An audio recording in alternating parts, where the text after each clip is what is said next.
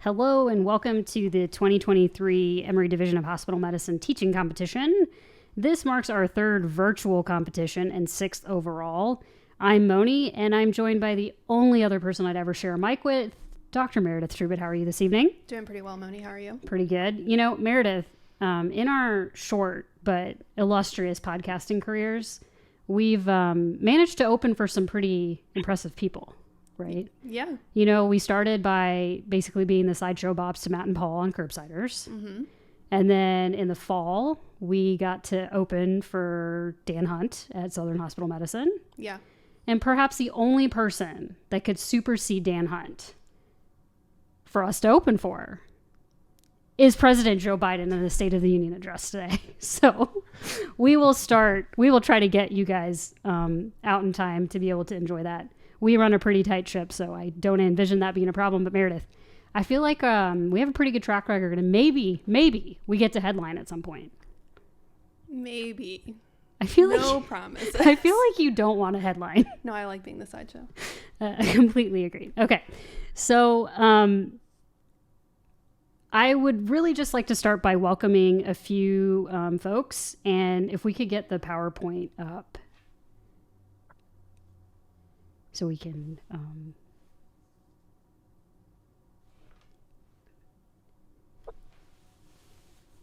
great. And next. Yep, welcome everybody. And next. Awesome. So we'd like to welcome some spectators from Vanderbilt, from Duke, from Johns Hopkins. Did my sound just change? No. Okay. And then our next few, we have people from MCG Augusta joining us. And then WashU in St. Louis and Colorado. So, frankly, I think it would have been the whole country if Dan just met for more people, but we are really excited because really what we're hoping is that this just sparks some competitive juices for all of you to join and then likely place second next year. So that's what we're going for.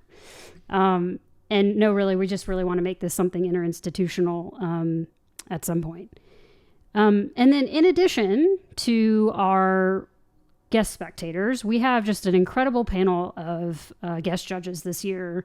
For the next slide, we have Doctors Kathleen Finn and Emily Malin, both of whom you'd recognize as our last two visiting professors and just remarkable educators with great careers in education. And then, of course, Dr. Rachel Thompson, who's the current national president of the Society of Hospital Medicine. So we are just so grateful for their time this evening. And of course, thank you to Monica, Tamika, Margaret, and Sheila for all of your help and kind of keeping us in line. And if you weren't aware, this year's theme are clinical decision-making scoring systems, as all of our promotional materials made very clear. And, you know, there's a bunch of scores that I cannot keep straight. And so we basically just picked ones that were pertinent to hospital medicine and things that we commonly see. And so our competition will be centered around that. And, you know, as the promotional materials suggested, we had some scores to settle, mainly that the VA needed to receive its crown back from Midtown as it was so rudely stolen last year. And when I say crown, I actually mean the new Emory Division of Hospital Medicine Teaching Champions Cup, which will be unveiled at the end of this evening. And anyway, so there's a lot to get straight, and I'm very excited for all of us to learn a bunch about these scoring systems. So next up, the rules of engagement. So each speaker will have 8 minutes to tell us why a given scoring system, or plural, are either tried and true or completely irrelevant. And they will receive a 2-minute warning to keep them on track, and then will be asked to stop at 8 minutes. And there will be a points deduction if they are unable to finish in that time. And I won't be able to play them off with like Oscars music or anything because, you know, that's not a thing. But we'll just ask them to stop. And then there's a 2-minute question and answer session that is moderated by the good Dr. Trubit. And if you are from a visiting institution, actually do that now. Make sure you let us know where you're from. We're excited to have you, and especially if you ask a question, but just do it, period. We have a very low threshold to hit mute all, so the only way you can ask the questions is if you put them in the chat box. It helps us stay on time and keep things moving and just have a really organized event. Okay, and then one more thing for our speakers and our judges. Your ability to answer and ask questions does not reflect on your score. It's really just for us to have discussion. This is a learning night first and foremost, so that's what we're going for. Okay, so without too much more time to be spent, we're just going to briefly run through our schedule this evening. First up, we're going to have Nader Abu Homos doing cardiology scores. Shen will be doing anticoagulation with AFib. Alex will be shaking the sepsis scaries. Love the title. Robert Parker will be curbing our enthusiasm and how to manage CAP scoring systems to leave us breathless, apparently. And Brandon Muckley will settle the Glasgow Blatchford score. And rounding us out will be Dhyana Sankar with wellness and PE, not your grade school gym class. Okay. I think we're ready. And we're going to be starting with Nader. Like I said, Nader Abu Homos is from Emory St. Joe's Hospital. He's originally from Atlanta and trained at Hershey at Penn State.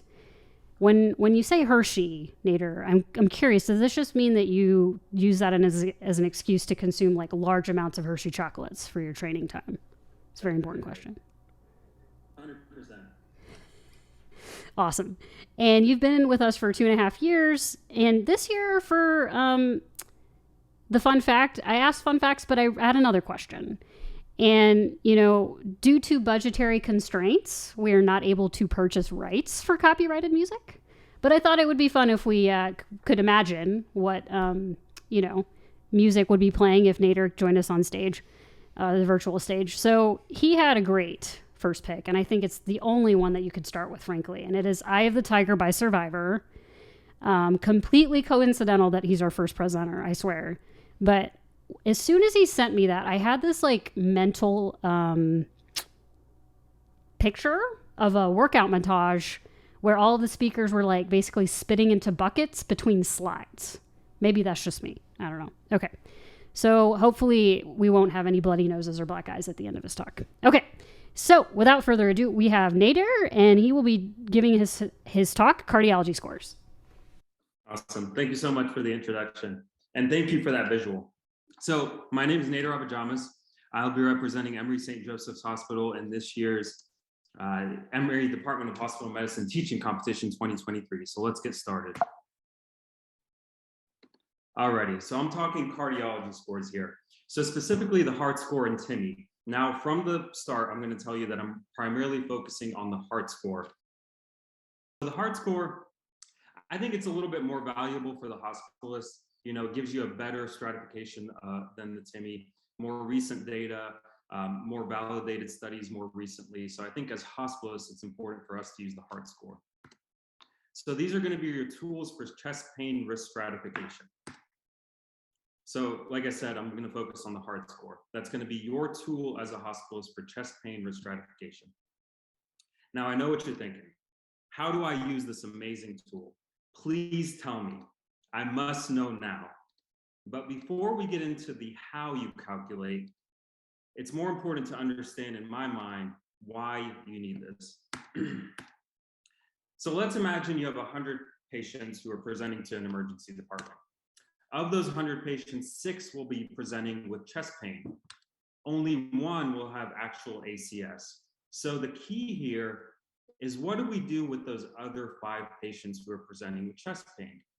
There has to be a way to risk stratify them. So, you're looking at those 5 patients, you're trying to determine how high risk are they. So are they low risk, are they medium risk, or are they high risk? That's precisely where the heart score comes in. And I'm here to tell you that the heart score is amazing. Why? Because it's an acronym. How easy is that? So you have age, which is given. That's going to be the patient's age. History and risk factors, those are going to be your more subjective measures. Those are going to be the ones that are a little bit more difficult to learn how to use, I would say. And then you have EKG and troponin. Those are going to be your objective measures. So let's get into this. So you're going to score 0, 1, or 2, depending on the severity of the component. So for history, this is the most complicated part, and that's why I want to spend a little bit more time on this.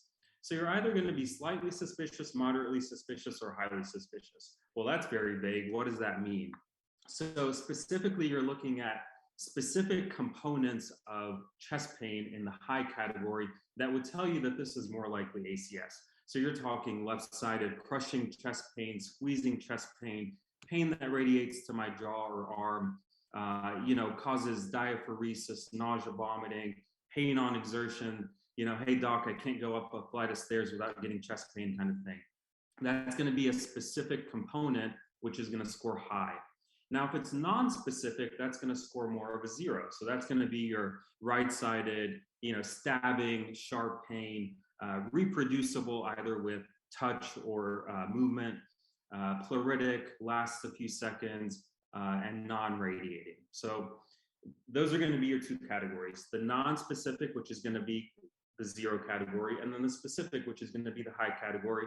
If it's a combination of the 2, you're going to be right there in the middle at 1. So, and that's the part that takes a little bit more practice than any of the other components. The other components are easy. EKG, is it normal? You get 0 points. Is it non-specific, meaning you have, non-ST deviation, left bundle branch block, LVH, or non-contiguous T-wave inversion, that sort of thing, or you're going to have significant deviation. Hey, if you have significant deviation, you're probably already concerned enough, and that's going to be your ST deviation, either elevation or depression greater than 2 millimeters and at least 2 contiguous leads, or a new left bundle branch block, which would be more of an ACS equivalent. Age, the only thing you have to remember, 45 and 65. Under 45, they're getting 0. Over 65, they're getting 2. If they're anywhere in between, they're getting 1. Risk factors, you either have no risk factors, 1 to 2, or greater than or equal to 3. And these are your established risk factors for atherosclerosis. You're talking hypertension, hyperlipidemia, diabetes, obesity, known atherosclerotic vascular disease, history of stroke, peripheral artery disease, that sort of thing. Troponin, it's either within normal limits, you're not worried about it, 1 to 3 times or greater than 3 times. And so this is important. Now we're using the high sensitivity troponin. In women, you're looking at the normal cutoff of 15, men about 20. So just calculate based on your institute's reference range. So based on your heart score, you're going to calculate MACE. And MACE is going to be your major adverse cardiovascular event. It's a composite endpoint of total death, MI, CABG, coronary vascularization, stroke, heart failure within 30 to 42 days. That's going to be kind of your magic number. If you get 0 to 3 on your heart, 1.9%. 4 to 6, 20%. If you get 7 to 10, that's going to be 50%. So it's important to calculate this. So let's go through a quick example to drive this home. You have a 62-year-old gentleman presenting with a history of diabetes, hyperlipidemia, presenting with chest pain.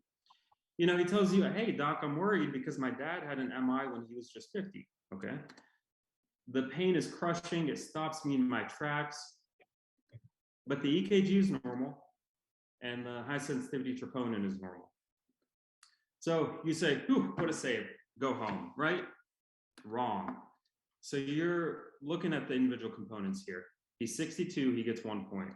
He has 3 risk factors, diabetes, hyperlipidemia, and then early primary, so first degree relative with early cardiovascular disease, age under 65. So you're going to give 2 points here.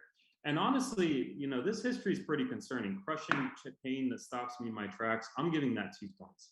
So here I'm scoring 5 on the heart score. So the risk of MACE is going to be 20% here, which is pretty high. So I'm going to keep the patient. I'm going to do an ACS rule out, serial troponins, EKG, telemetry, possibly admit nuclear medicine stress test, the whole deal.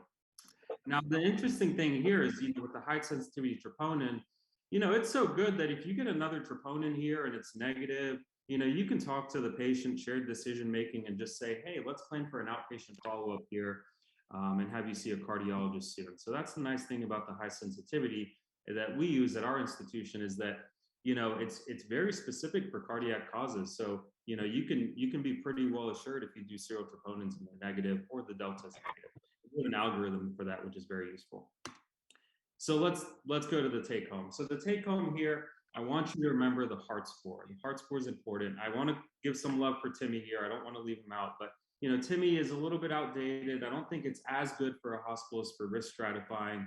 And the heart score is a little bit newer data, and the retrospective data are analyses are more up to date. So I think it's better for us to use this. I think it's a more valuable tool.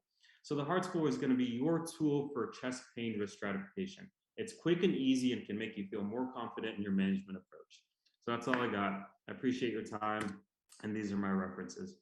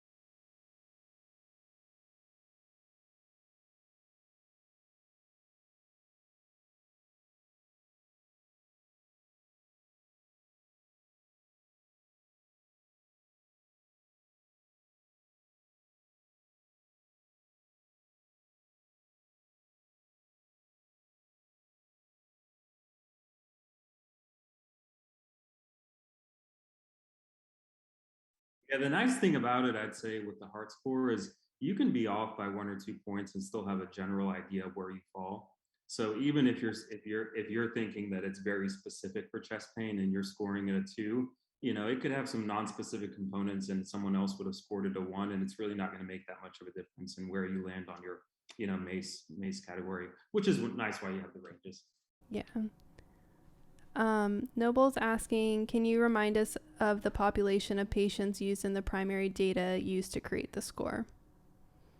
Yeah, so the primary data was actually emergency department patients. They took, I think, 880 patients initially, and then they did a ton of validation studies. So they went back. So it was under 1,000 initially, and then the validation studies, one was 2,400 patients, and then another one was almost 3,000 patients. And then they actually did a validation study with a high sensitivity troponin too. But the initial one was emergency department patients, and it was a pretty small number. Awesome. Got a lot of more great jobs. That was awesome. And very helpful. Thanks. I think we're actually probably close to our 2 minutes. If there's no other question. Yep, 2 minutes. Great. Thank you. All right. So next up we have Dr. Shen Chen out of Johns Creek. She trained at Atlanta, she's from Atlanta, trained at MCG. I'm not sure if any of our Augusta folks have been able to join us just yet, but you got some homegrown product here. She's been with us for 5 years, and her walkout song is Bad Day by Daniel Powter. Fun fact, was the go home song to American Idol the year it came out. I know everyone wanted to know that. But, with the title like Bad Day, I feel like I should just leave it because I think it says all it needs to say. So without further ado, we've got Dr. Shen Chen giving us her talk, Anticoagulation with AFib. All right, let me share this slides. Yes. Okay. Hello, my name is Shen Chen. I'm representing Emory Johns Creek Hospital. I'm presenting on anticoagulation with atrial fibrillation. Let's talk a little bit about the agenda for this presentation. So we'll start with a case. We'll talk a little bit about atrial fibrillation, talking about the CHADS-VAS score, talking about different types of oral anticoagulation, talking about has-blood bleeding score, review our case, and talk about our conclusion. Let's start with our case. So we have an 81-year-old female, came in with past medical history of hypertension, PAD, CKD3, presented to the hospital with a rapid heart rate in the 150. Here's her EKG on the right. She looks like she's an AFib. She started on IV and oral diaziam, and she's feeling better after starting her medications. Her home medication is on aspirin 81, losartan, labetalol, and hydralazine, and she denies any alcohol or drug use. Her vital signs are significant for elevated blood pressure of 178/90, and her lab work is significant for elevated creatinine of 2.8 from baseline about 1.8, and slight elevation in her liver enzyme as well as BNP and troponin. Her echocardiogram is significant for mitral valve regurgitation that's mild, as well as moderate aortic stenosis. So what should we do about her anticoagulation? Before we start, let's talk a little bit about atrial fibrillation and why do we care? So according to the CDC, about 12.1 million Americans will develop atrial fibrillation by the age 2030. And patients who have AFib compared to those without, on your right, you can see there's a significant increase of stroke. So for patients who have non-valvular AFib, the risk is about 5 times compared to the general population. And for a patient who have valvular AFib, the risk becomes 20 times. So what is non-valvular AFib? So non-valvular AFib is defined by the absence of moderate to severe mitral stenosis or mechanical heart valve. And this is actually the latest update. And in our presentation, because of time constraint, we'll focus mainly on non-valvular atrial fibrillation. So how do we risk stratify patients with atrial fibrillation? So initially in the 2000s, CHADS was introduced. Later, CHADS-VAS, which is the newest update, is introduced. And currently, CHADS-VAS score is recommended to assess stroke risk. As you can see, it's 1 point for each that is listed on your left side, and 2 points for age, and 2 points for stroke. And as patient's risk increases, the risk of stroke also increases. With patients who are male greater than or equal to 2, anticoagulation is recommended. For patients who are female greater or equal to 3 of risk, anticoagulation is recommended. Although sex is one of the characteristics that can increase risk of stroke, but if being female is only risk factor, anticoagulation can be considered opt-out. So before we talk about, let's talk about what kind of anticoagulation is currently on the market.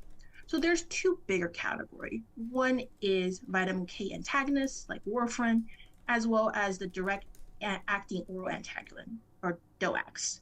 So in terms of warfarin, as you can see, with patient increase in age, there's increased risk of stroke compared to those who are on warfarin compared to those without. The warfarin does reduce patients' risk of stroke. And compared to the DOACs, which is the common 3 we think about, dabigatran, rivaroxaban, apixaban, they are non-inferior to warfarin when it comes to anticoagulation. And currently, the recommendation is actually using DOAC over warfarin when it becomes available. And Indoban is one of the newest DOACs on the market. As you can see on the data on your right, that it is also non-inferior to warfarin in prevention of stroke. And then dabigatran is currently not FDA approved in the United States, but it is used elsewhere in the world. So something to keep in mind. So when we start patient anticoagulation, we also need to think about their bleeding risk. So HAS-BLOOD score is something we commonly think about.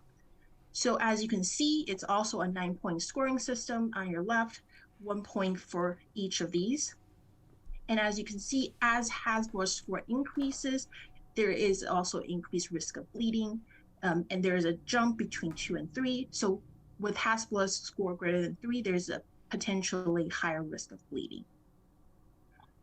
Although HAS-BLOOD score is a better discriminatory risk compared to hemorrhagic 2 or ATRIA score, it has its limitation. These are all the studies comparing different HAS-BLOOD score. It does underestimate in patients who are at moderate risk. And currently, the AHA is actually not recommending only using HAS-BLOOD score to determine if patient is a good candidate for anticoagulation. Rather, we should identify modifiable risk factors for bleeding and it's a patient and physician discussion to determine if anticoagulation is recommended. So modifiable bleeding risk factors such as hypertension, LABA-IR, medications, alcohol, anemia, impaired liver and kidney function, those can be adjusted and also improve patient's outcome. So just going back to our patient. So our patient who came in has a CHADS-VAS score of 5. Thus, she is a higher stroke risk. And if we're looking at her HAS-BLUS score, her HAS-BLUS score is actually 4, which put her at a higher risk for bleeding based on the HAS-BLUS score. But if you consider there's 2 risk factors, such as her blood pressure and her elevated creatinine. If we can improve her creatinine and improve her blood pressure, then her score will actually drop down to 2 and put her at a less risk and put her a better candidate to start anticoagulation in general. So in conclusion, non-valvular AFib is defined by the absence of moderate to severe mitral stenosis or mechanical heart valve. CHA2DS2-VASc score is recommended to assess stroke risk for non-valvular AFib, and that's a 1B recommendation. CHA2DS2-VASc score greater or equal to 2 in men, greater to 3 in women. DOAC is recommended over warfarin, and that's 1A recommendation. HAS-BLUS score can help identify risk factors to modify, but should not exclude patient on using anticoagulation. Ultimately, it's a physician and patient discussion, weighing risk versus benefit, to determine the best anticoagulation for patient. And that ends my presentation. Any questions? Thank you, everyone. Awesome. Great talk. Thanks, Shen. Meredith, want to take over? Yeah, so lots of great comments. And looks like the first question is, seems weird that the HAS-BLUS score doesn't include, quote, frequent falls or something of that sort as a risk for bleeding and reason not to start AC, since that often factors into our decisions and discussions with patients and families. Couldn't agree more. So should this really not count as a contraindication? I agree. I think fall risk is definitely something to consider. And also, there's many risk factors we also discuss with patients that may not be in the HAS-BLUS. And that's why a lot of times HAS-BLUS is not that great in terms of someone who has some risk. And so a lot of times the best recommendation is just a discussion with patient and family and discussing risk versus benefit about starting anticoagulation. So. Awesome. Like 1,000 more great jobs, awesome job, nice works. I feel like Emory Division of Hospital Medicine should take over Twitter and just bring this positivity to Twitter. Like, yeah. I think we should Isn't just that run. What Annie's trying to do? I think we should run Twitter. Yeah. And, you know, I think, Shen, the thing that I feel like I've read studies about how we just grossly overestimate fall risks. So I think that there's like this like pendulum that we're trying to like figure out where it should land. Because I feel like at one point it was like all old people do not get it. And then, you know. Yeah. And actually how you had the graphic made me think it would be nice if someone could just combine the scores into one and it would tell you what to do, you know? Can you think of a clever name right now? No, absolutely not. Annie agrees with taking over Twitter. You're already starting the God's work in that realm, Annie. Any other questions? This is a burning chance to ask. Like this one, I feel like is something you deal with every day. CHA2DS2-VASc, HAS-BLUS, flip a coin sometimes. All of the above. All right. Is the warm hug complete? Okay. Time's up. All right. Yeah. So our next speaker is Dr. Alex Argus from University Hospital, UH. She considers herself a Midwesterner, as do I. And she's been with Emory Division of Hospital Medicine for 2.5 years. So I'm going to combine her fun fact and her walkout song because I thought it kind of fit really nicely. So apparently, Alex, you ran up the stairs of the Eiffel Tower during a thunderstorm because the elevators were down. And this is really fitting to me because your walkout song is I'm Still Standing by Elton John. So it feels like the two go together really well. Yeah. Not too smart, but in high school and was only in Paris once, so had to get to the top. Yeah. And did you get to see Elton John when he was in town recently? Or like the last year, I think? For one of his many farewell tours? Never. Oh, man. Okay, well. Yeah. He goes on a farewell tour like every other year, so I'm sure you'll catch the next one. The next one. All right. Well, without further ado, Alex is going to be talking to us with her presentation called Shaking the Sepsis Scaries. Ooh. Perfect. Sorry about that. All right, so my name is Alexandra Argus, and I'm representing EUH for the teaching competition. So going back to the origins of the name for sepsis, in Greek, sepo actually means to rot or decay, which is pretty scary when you think about it. So my talk is going to touch on a few of the sepsis scoring systems to hopefully make it a little bit less scary. But it is something where we do have to act quickly in order to help save lives. So a little bit of anxiety, but hopefully not too much in taking care of these patients.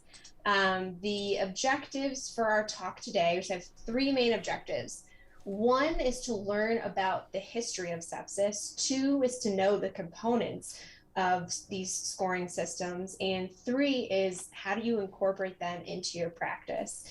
I know a lot of the other excellent teachers during this competition have noted on, you need to know why, and also like, why do we care about this? But sepsis globally is a huge problem, not only because of the mortality associated with sepsis, but also the healthcare costs as well. So whenever I learn, I always think about my patients. So imagine you're on an admitting shift and you get a call from the ER. You have a 55-year-old woman who has breast cancer and is undergoing chemotherapy currently. She is presenting with fevers and chills. You can see her vitals. This is, after some fluids. You can see her white blood cell count.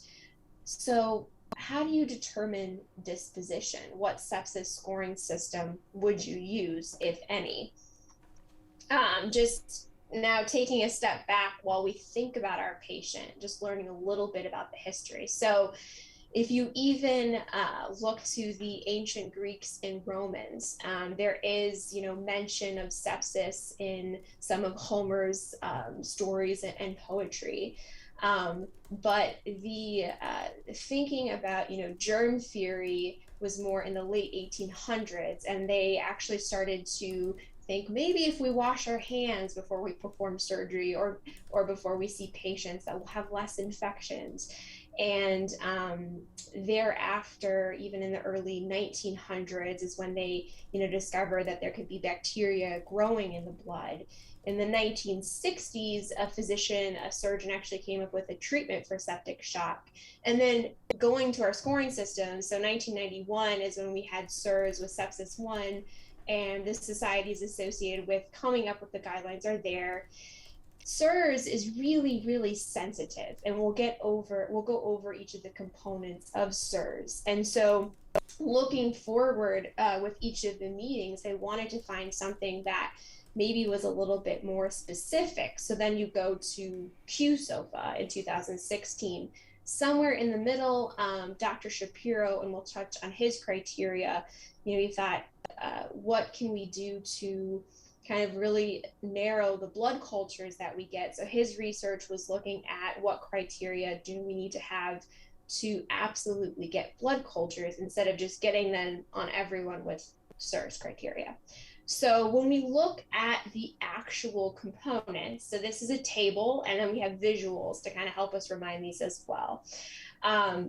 SIRS, looking at your temperature, high temperature, low temperature. If you're tachypnic, tachycardic, you have leukocytosis or leukopenia with bands. QSOFA just has the three components, and we'll touch on the full SOFA later.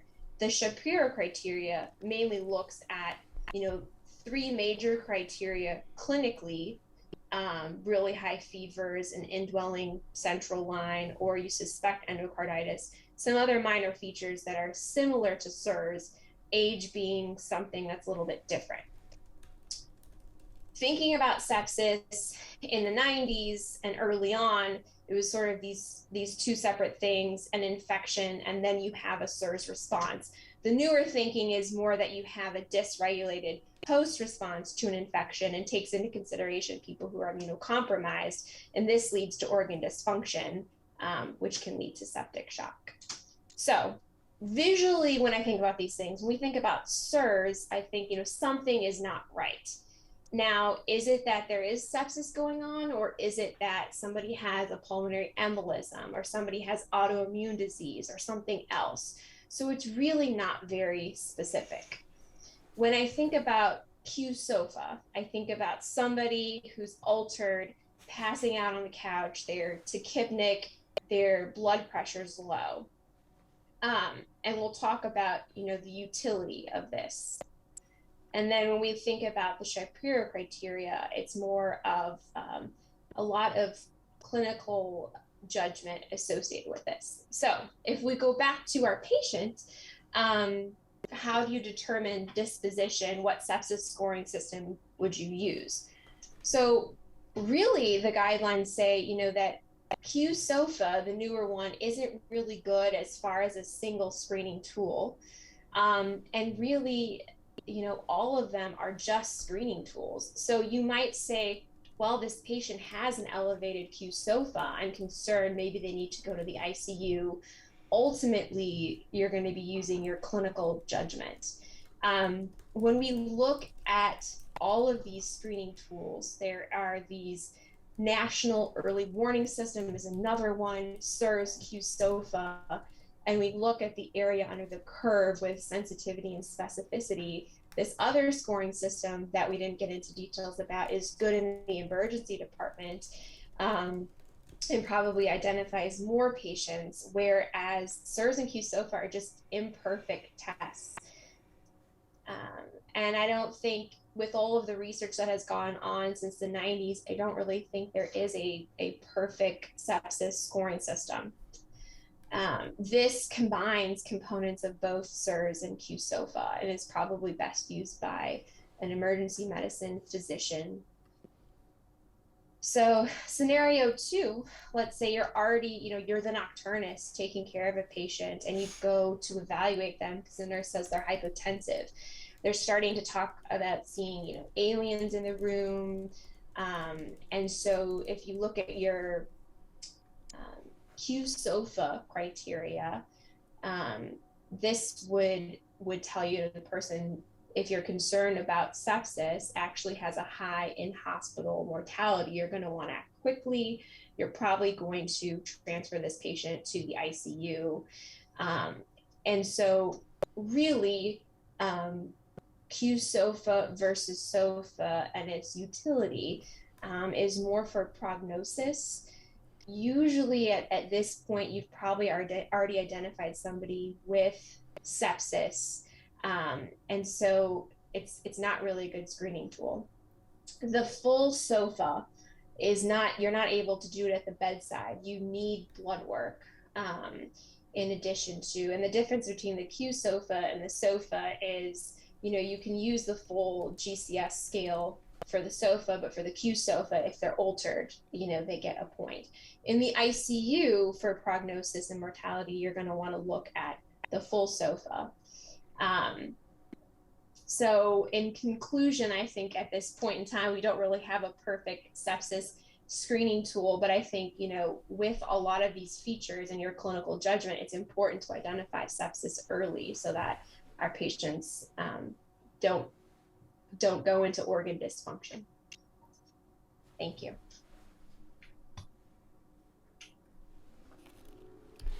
Awesome. Thanks, Alex. That was great. Do we have any questions? Yes, those kids are very adorable, Marianne. I agree. Just kind of going through the chat a little bit. There's just some comments shouting out your throwback to some Greek history and philosophy. And some people, cute kids, great jobs. Cute with 4 U's. Mm-hmm. Just all the warm and fuzzies. Jessica wants to know, do you think QSOFA misses some sepsis? Definitely. Yeah. I think that just those 3 components really aren't enough. And it can be very, very specific, but if you're looking at, tachycardia early on or fevers and other things, it definitely does miss some sepsis cases.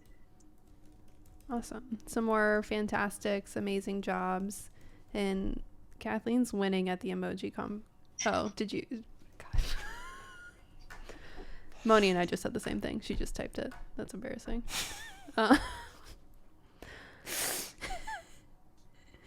Oh man. Okay.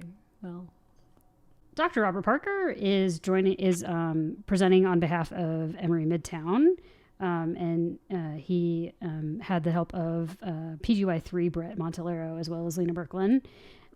He trained at UAB, so he's automatically one of my favorite presenters. He's not from the VA; that would have put him over the top, but you can't have everything. He's been with Emory about half a year, and he studied abroad in Australia and Fiji, which Fiji is my go-to improv location when I go to improv shows. I don't think anyone cares.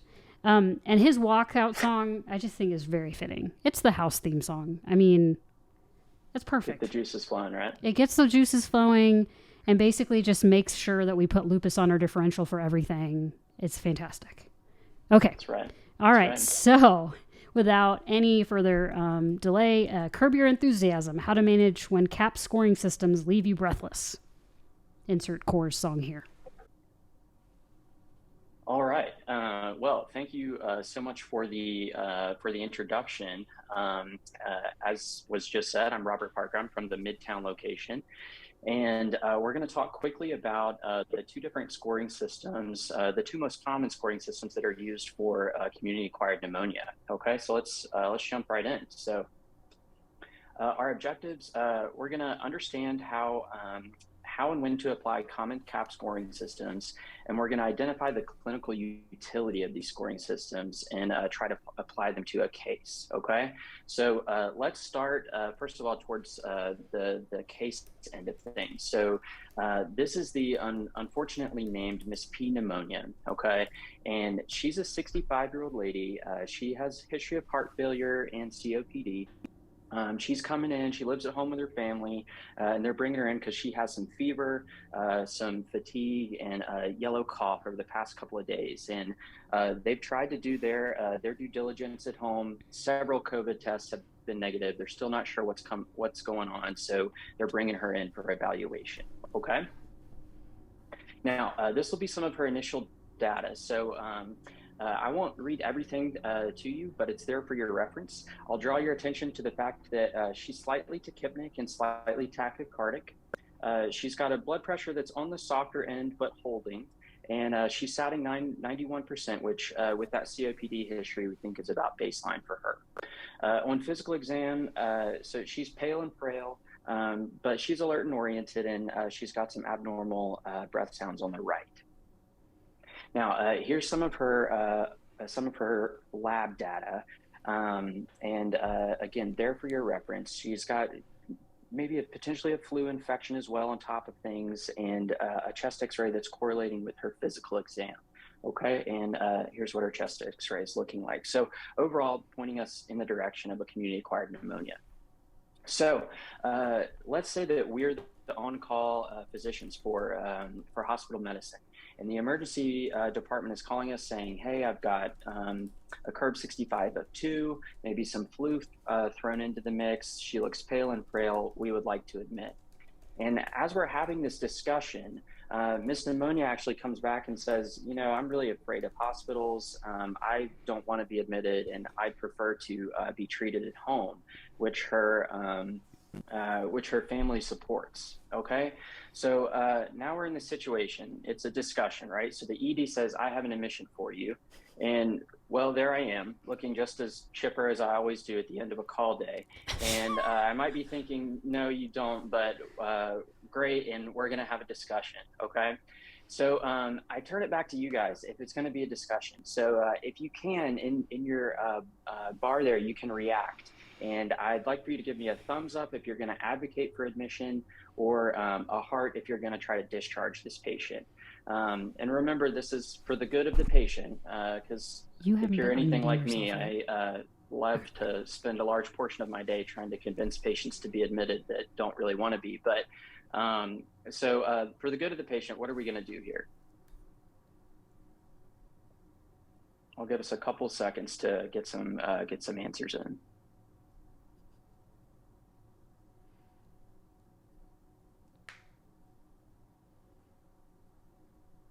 All right, awesome. So we've got some answers going both ways. So how can we actually try to what can help us to make this decision?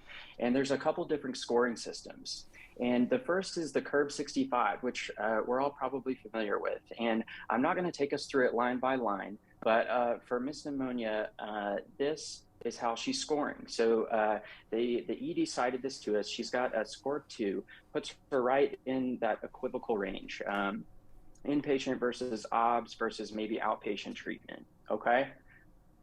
Now, the other most common scoring system is the PSI. So right away, you can see that it's much more lengthy and has several more components to it. And this is how our patient is scoring on the PSI. And so the PSI is actually pointing us more towards just outpatient treatment would be fine for her. Two things that I want to draw your attention to on the PSI that I think are good take-home points. One, you get 1 point in the PSI for every year of the patient's age. So if you have an older patient, you're already racking up points. 80 years old, 80 points. And the second is down there at the bottom, you can see our patient scored below 70. Remember that those are just thresholds that you're trying to reach.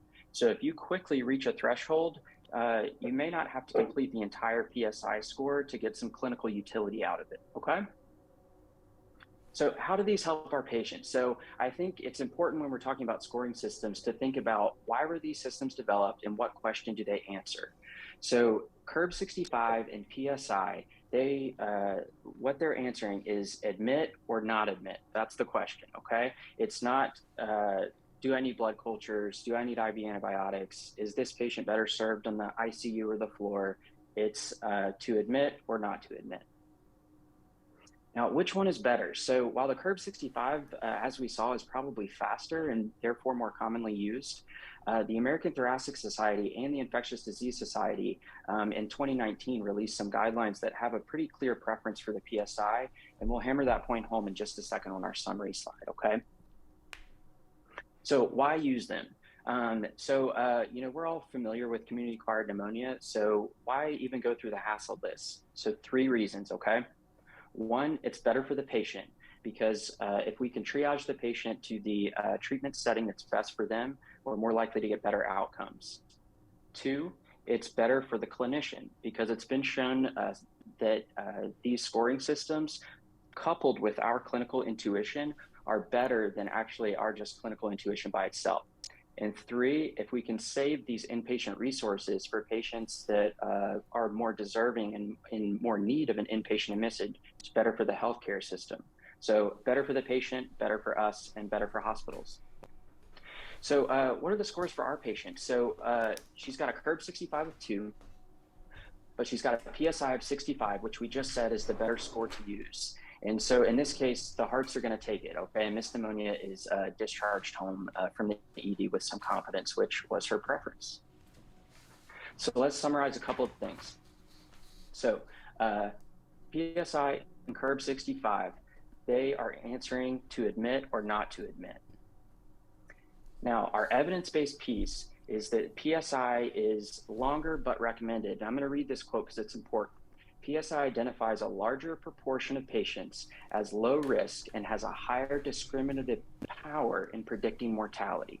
Okay, so the PSI is better even though it's longer. And so remember, point per year of age, and you're just trying to reach thresholds. And these scores plus our clinical intuition is better, and it's better for the patient, better for us, and better for the healthcare system. Okay, so hopefully that was helpful. Here's a few of our resources, the scores themselves, as well as the guidelines I mentioned. And thank you so much. I think that'll take us right to 8 minutes. Awesome. Thanks, Robert. Meredith, I feel like I'm learning way too much. Does this mean I'm a bad doctor?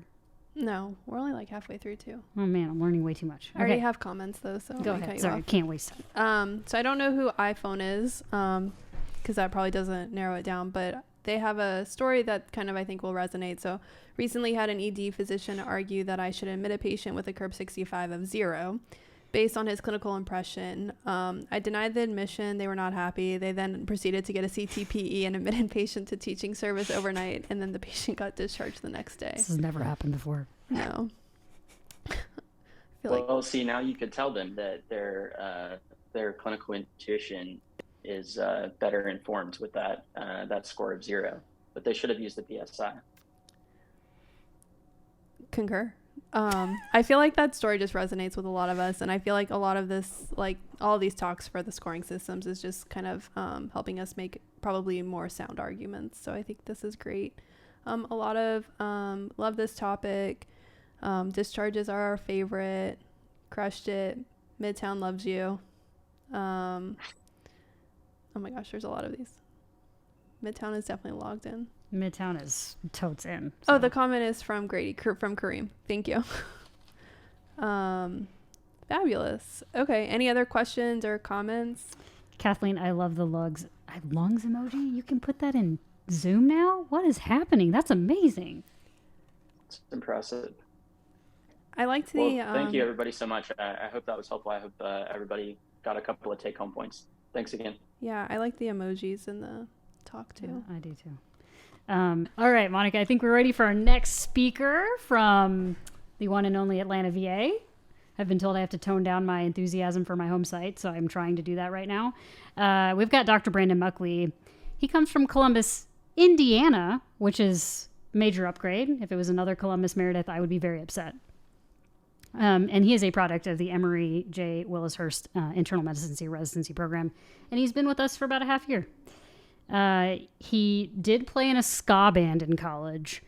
And I have an important question, Brandon. Was your band good enough to be featured in the Tony Hawk video game? Because I feel like that was just like that's where like the ska bands was the Tony Hawk game, which recently got remade, by the way.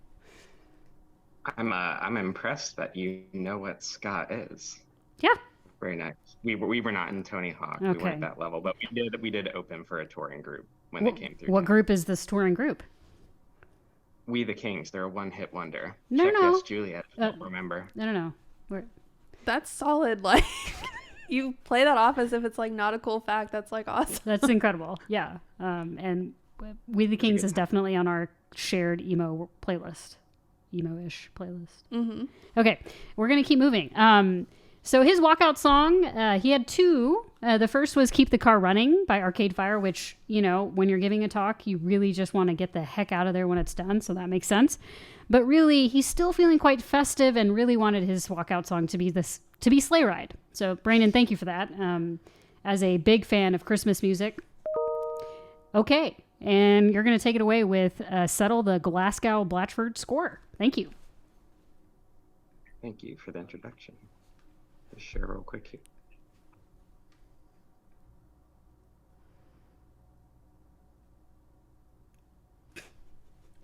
All right. I was wondering if you sent that.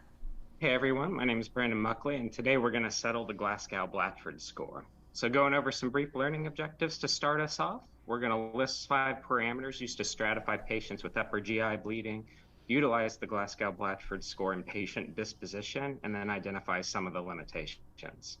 Starting off with a bit of history, this is Henrietta of England, and she lived from 1644 to 1670 and was the youngest daughter of King Charles I and suffered with intermittent abdominal pain for many years. And one evening, after drinking a glass of iced water, she developed severe crushing abdominal pain, suspecting that she'd actually been poisoned. She continued to clinically deteriorate and actually died at 2 a.m. Over 100 medical professionals from across the land viewed her autopsy, with the final report saying death by cholera morbus. The closest thing we have to that is gastroenteritis. Although now it's thought that she actually died from chemical peritonitis from a ruptured gastric ulcer. And this is Dr. Barry Marshall, who's a physician who trained in Australia, where he met up with Dr. Warren, who was a pathologist. And Dr. Warren had noted the appearance of a bacteria on biopsy specimens from gastric ulcers, and they thought it might be causative. And people weren't really buying that back in the day. They thought that bacteria couldn't live in the acidic environment of the stomach. So in an act of total scientific devotion, Dr. Marshall chose to drink a broth containing cultured Helicobacter pylori, anticipating the development of an ulcer in a few years, but in a mere 3 days, he got nauseous, and in a week developed significant abdominal pain, and subsequent endoscopy showed severe gastritis. And so we got antibiotic treatment. And this N of 1 experiment was actually instrumental in further experiments that showed that H. pylori was causative in most peptic ulcers and led to Dr. Marshall getting the Nobel Prize in Medicine in 2005. So I want you to think about these two individuals and recognize the breadth of severity of upper GI pathology in patients. And just think for about 10 seconds about what are 3 things that you would want to tell your GI consultant to help elucidate the severity of disease for them. You can either put them in the chat or just think, but about 10 seconds for that.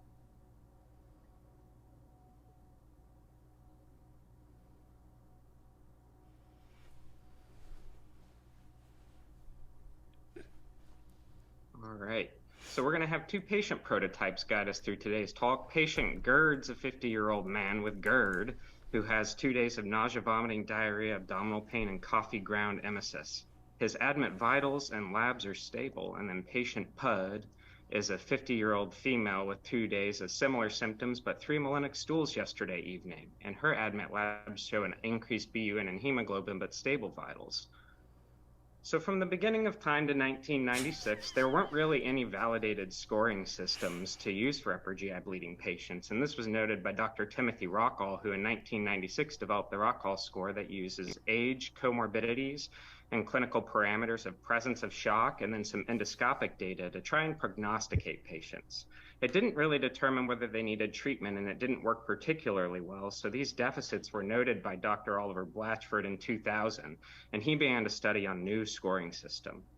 The index study for this was 2 parts. The first was retrospective with over 1,700 patients with an endpoint of need for treatment. So that's the endpoint that we're looking at. Blood transfusion, endoscopic, or surgical intervention to control a GI bleed is what we're talking about today. He used logistic regression and found variables that were associated with that endpoint, and then they turned them into a scoring system. They tested it in nearly 200 patients and tried to determine, does the thing work? So here's the magic. Here's the Glasgow-Blatchford score. You'll notice that there's 4 objective parameters here. It's BUN, hemoglobin, systolic, not diastolic blood pressure, and presence of tachycardia.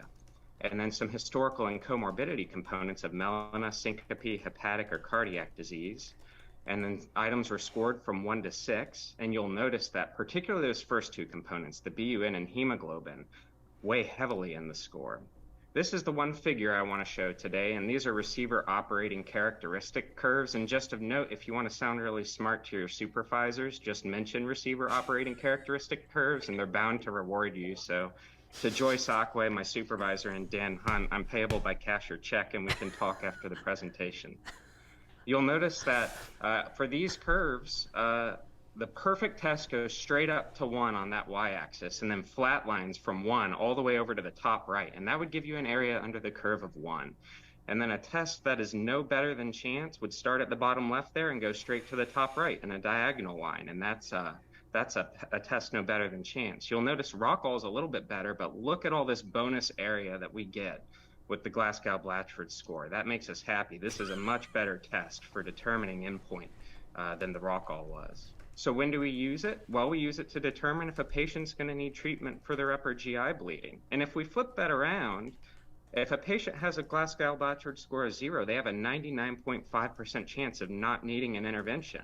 So what's the way that we can use this? And this is my take home for today. If there's no other need for admission other than monitoring for GI bleed, a patient with a Glasgow-Blatchford score of 0 can safely discharge without patient follow-up. Now, what limitations do we have? It doesn't really predict mortality or ICU level care. There are other scores that work toward that, but not really this one.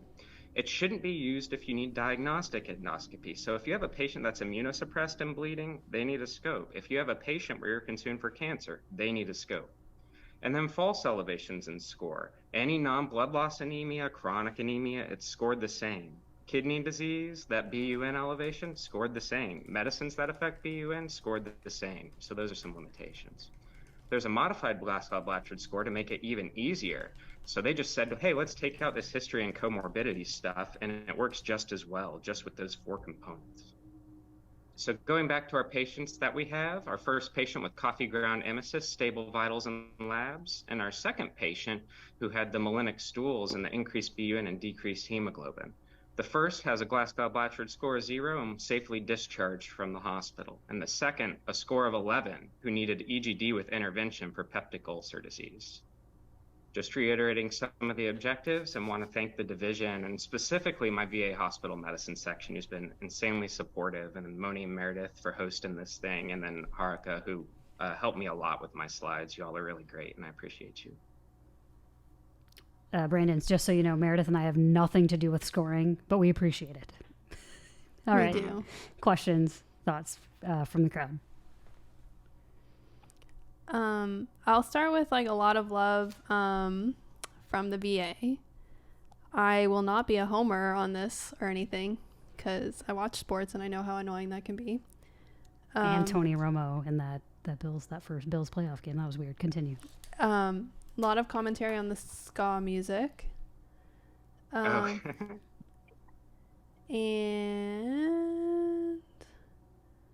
lots of awesomes, lots of great jobs. There is not a single question in here. Clear as mud. No. So that whole drinking H. pylori thing, if it gets you the Nobel Prize, I think it's worth it. I completely agree. Like, that feels like a small sacrifice for such a big award. Yeah. I mean, just needing to take There's people. probably limited areas in medical research where you could do the experiment on yourself, but he happened to be in the right place at the right time, I suppose. Did he do this pre-PPI era? Because that would really be bold.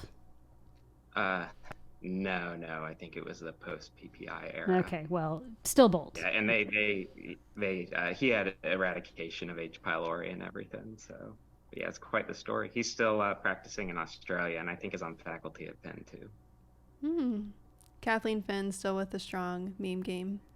Oh, and Jessica asked, didn't his wife do it too? Oh man, Jessica's got the trivia.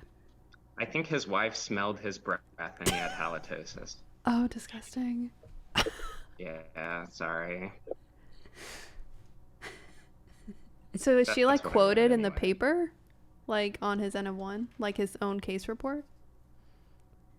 I'm not sure, actually. No, I think that's more like people have done a ton of like retrospective once he got the Nobel about it, and that was one of the things that a lot of people brought up. I agree, Joyce. Great score to pull out when you need it.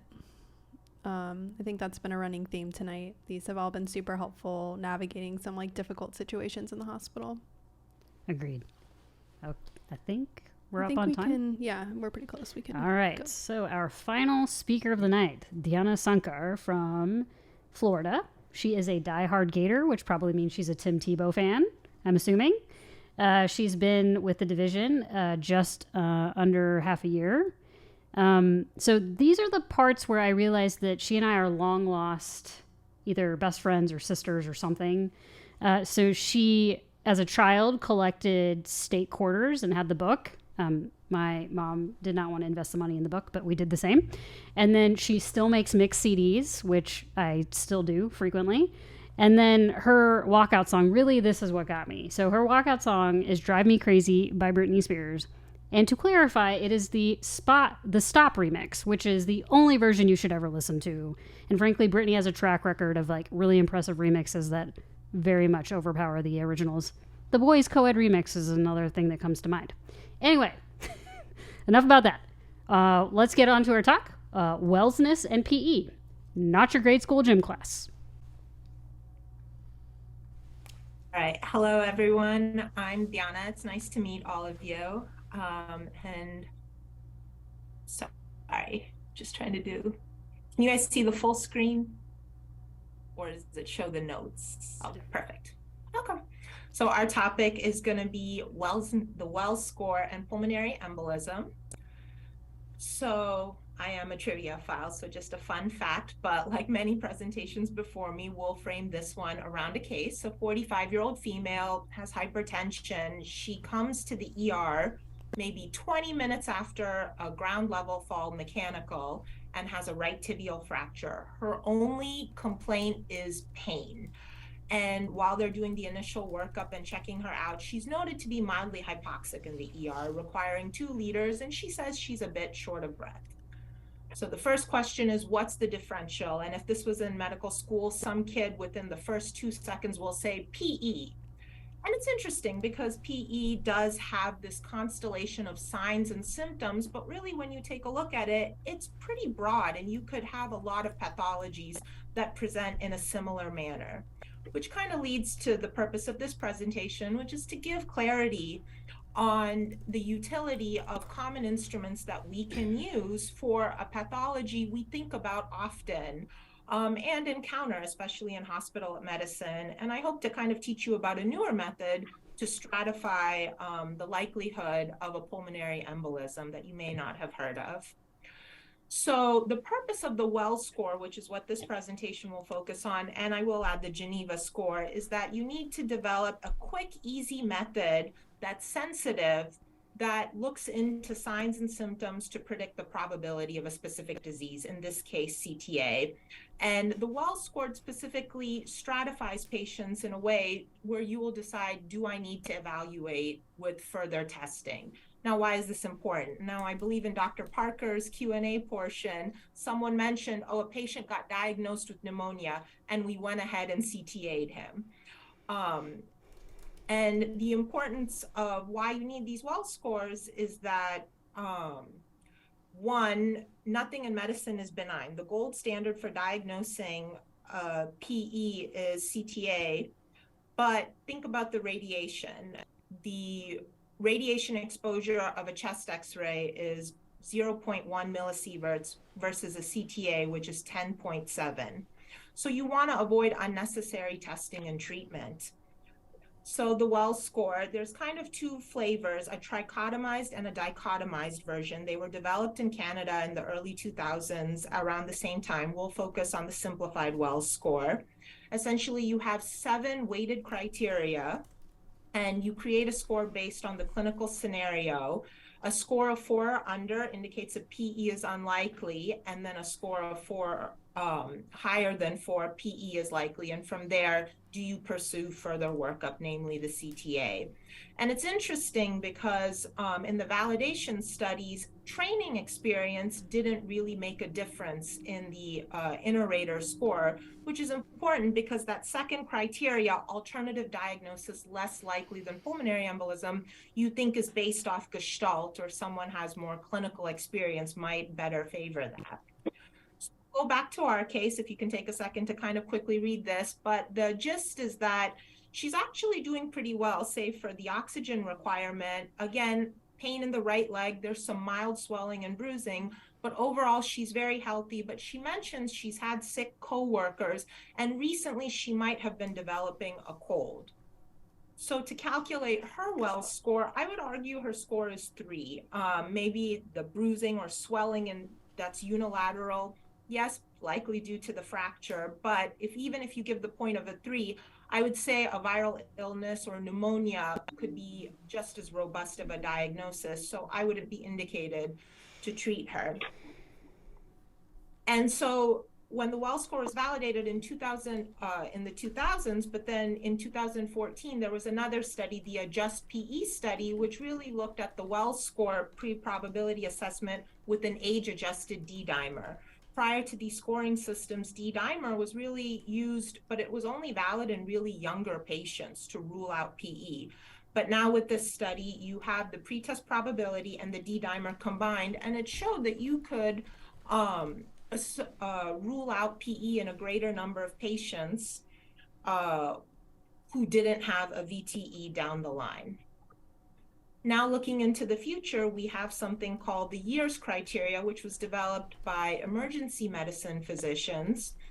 This was about 5 years ago, and this actually utilizes 3 components of the Wells score that are most predictive of a PE, namely DVT signs, hemoptysis, and once again, the most subjective of the criteria is pulmonary embolism being the most likely diagnosis.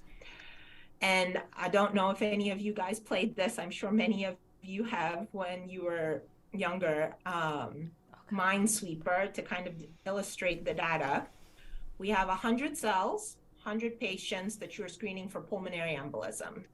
In the validation cohort of the years study, 18% had pulmonary embolisms. But the trick is you don't know where they are. So When you apply the Wells score plus the D-dimer cutoff, which was originally in the Adjust PE trial, sensitivity of 99%, specificity of 43%, but you could rule out 22% of the patients and spare them from some unnecessary testing. And the false negative rate in that study was 0.5%. So avoid the mines. Now, what if you apply the years criteria, which is a bit more simple and efficient by taking those top 3 criteria and the age-adjusted D-dimer? You have a sensitivity of about 95%, specificity though of 55%, and you can rule out 46% of the patients. But to each their own, there was a 1.9 false negative percentage in that year's study. So kind of the take-home points is that it's important to know how to utilize these instruments for ruling out PE, and they have substantial inter-rater values, namely the Wells score, easy to use, and apart from that one criteria, which was shown to be kind of independent from training experience, most of the criteria are objective, and really the ultimate goal is preventing unnecessary testing and treatment for these patients. Thank you. Are there any questions? Awesome. What a way to end the night of learning. Thank you so much, Ziana. Thank you. Lots of Grady love for you in the chat. You're going to have to scroll up for a little bit. It's quite long.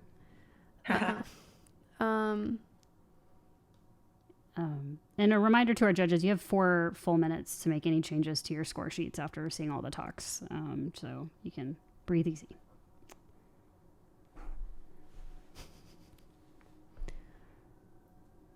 Any questions? I feel like Wells is like one of the most utilized scores. Maybe that's just me. What do you think? Yeah, I think so. I honestly didn't know about any other scores about PEs until I got to residency, and then somebody dropped the Geneva bomb on me. Geneva bomb, that seems like a oxymoron. Yeah. Gotta say the bleeding one was the newest one for me, Glasgow Blatchford. I don't think I'd heard that until somewhat recently. Okay, so while we're doing some tabulation, I wanted to do some, very much needed acknowledgments for everyone involved. So, first and foremost, again, our admin staff, Tamika, Margaret, Monica, just for holding the whole thing together, keeping time, keeping scores, working with our judges, making sure they had access to everything they needed. Again, to our judges, Drs. Finn, Malin, and Thompson, again, so generous with your time. We're so appreciative of that. All of our visiting institutions, I think a fair amount have had to step off for one reason or other, but again, so grateful, and hopefully they are fired up to lose next year. I know, my trash talk, it's got to stop. Okay. And then, of course, the competition subcommittee for fielding my incessant emails. I can't appreciate that enough. Obviously, to Meredith, my co-host, and honestly, one of the content consultants that just had to hear me think out loud in the office all the time. Harika Gorthy, who actually designed all of the intercalary slides, just incredible work. And of course, Eric Bacon also for being a content consultant. He was patient, kind, thoughtful, and would circle back after I had a meltdown. So very appreciative of that. Really, honestly, the whole VA hospital medicine crew was just so supportive and the last 4 months and dealing with my pontifications. So I very much appreciate it. Honestly, I say this every year, but it's really become like one of my favorite things to do with the division, mainly because I can sit here in pajama bottoms and talk to you all like a complete clown. And, this year was no exception with our attendance. We had individual participants about close to 90, but we all know that there's people huddled around screens at different sites. I know the VA had some big plans. So easily likely over 100 again this year, which is just phenomenal. Honestly, the biggest reason that I think that Dan wants to keep this event virtual because there is so much engagement across the division. Again, just so much gratitude for everyone joining us this evening. I think we're going to wait until we have an actual winner to be able to unveil the trophy. But before I ask for Dan's thoughts on the evening, I was wondering if our guest judges wanted to, and you totally don't have to, but if you have anything you'd like to add or say about our competition, the stage is yours. They put comments. Should I read those? Sure. Moni, I'll go. Great. I'll just jump in and say a couple of words. You guys are awesome. Emory, you guys take the cake here at just having this awesome session. So much support and love. I mean, I think you guys hit almost 90 people here this evening, which is really amazing. To Nader, Chin, Robert, Alex, Brandon, and Deanna, you guys are brave and put yourself out there on behalf of everybody that's at your hometown site. Doing proud. I thought I saw some great things, some infographics, people taking big topics. A couple of you, Chin and Alex, had enormous topics that you were boiling down into something pretty amazing into that 8 minutes. But again, a lot of great history, things that pull our listeners into things. So bringing in that history, bringing in the definition of sepsis to mean decay, all of that stuff was key. The voice, some of you had really strong, confident voice.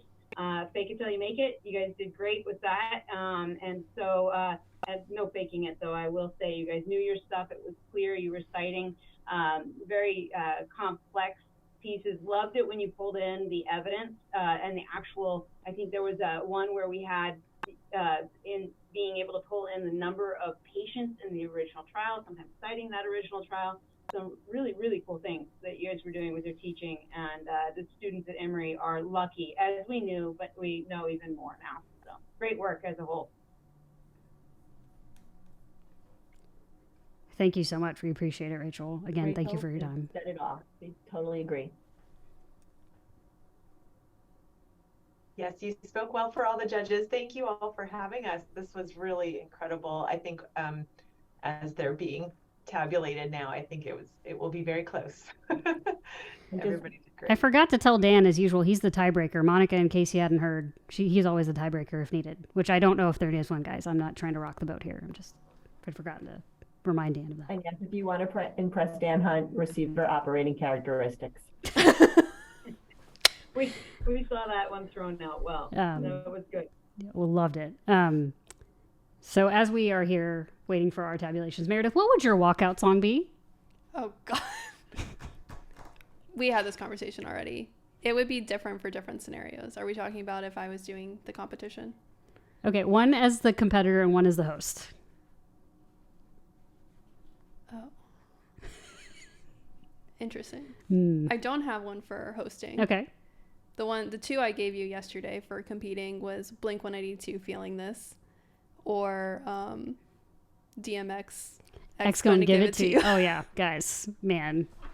Deadpool, just everything about that song. Stacy, I do not appreciate you assuming I would pick Kelly Clarkson. That is offensive. I listen to lots of music. I have two choices. Meredith knows my first choice is actually not Kelly Clarkson. Mm-hmm. It's actually one of my all-time favorite songs, which is not coming to me at the moment. Sweet Child of Mine by Guns N' Roses. The opening chords to that just bring me all kinds of joy every time I hear it.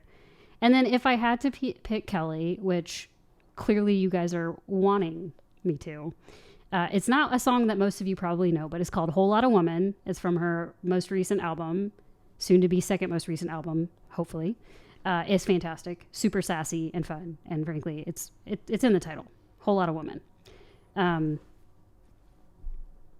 So in addition to just giving you this trivia about all of our speakers, once we put up the YouTube link for the event this year, there will also be a Spotify playlist you have access to, where you will get not just the songs you heard about this evening, but also Dan Hunt's pick of Beautiful Day by U2. And then our judges are still, I think Emily sent me one back already, Let's Go Crazy by Prince. I knew I liked you, Emily. And then waiting to hear back from Rachel and Kathleen about their choices. And then Monica's going to be chipping in as well. So it'll be a fun playlist that's very random, but it will start with Eye of the Tiger, because really, what else would you start with? I mean, it should start and end the playlist, frankly. It's like the perfect competition song. Is that you're labeling the playlist teaching competition? I mean, I I guess that's probably what it has to be labeled so people know what it is. Till I Collapse by Eminem's a pretty good one too for competition. Mm-hmm. Lose Yourself. Yeah. I mean, they're kind of tried and true, but Mm-hmm. okay. Yeah, Yumi, it's happening. There will be a playlist. It is fancy, just like me, and Iggy Azalea. Okay, Monica, are we ready to put the slide up with the winner? Yes, ma'am. I sent you a chat. I saw Just your so you chat, and I just if you're ready with the You ready? slide, yes, we are. Right. And the winner of this year's teaching competition is Brandon Muckley from the VA. Very exciting! Congratulations, Brandon. Thank you so much. Yeah, awesome. Dan, I wanted to wait for our winner so you could unveil the trophy and deliver your final thoughts, and then we can all go off and enjoy the State of the Union. So, wow, what a great competition. Moni and Meredith, terrific work. I don't have much to say at this point. Thanks to our judges, really generous with your time. I do not envy the job you had. This was really tough.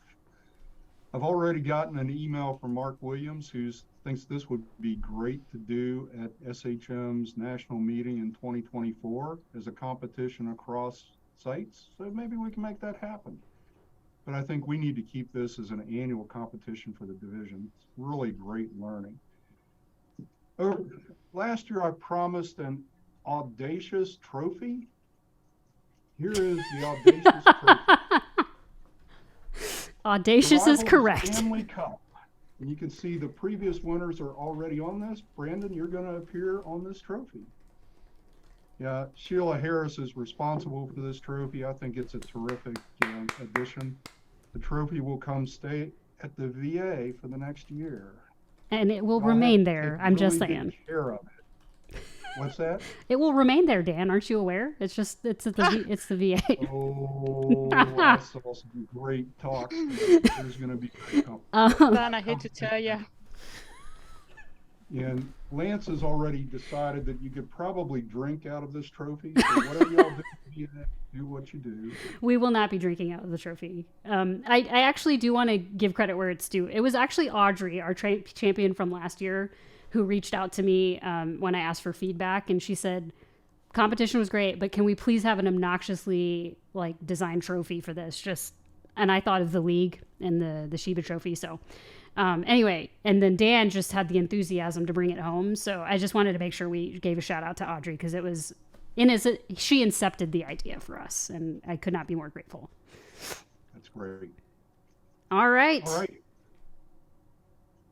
Thanks. Terrific night. All right, guys. Have a good one. See you soon.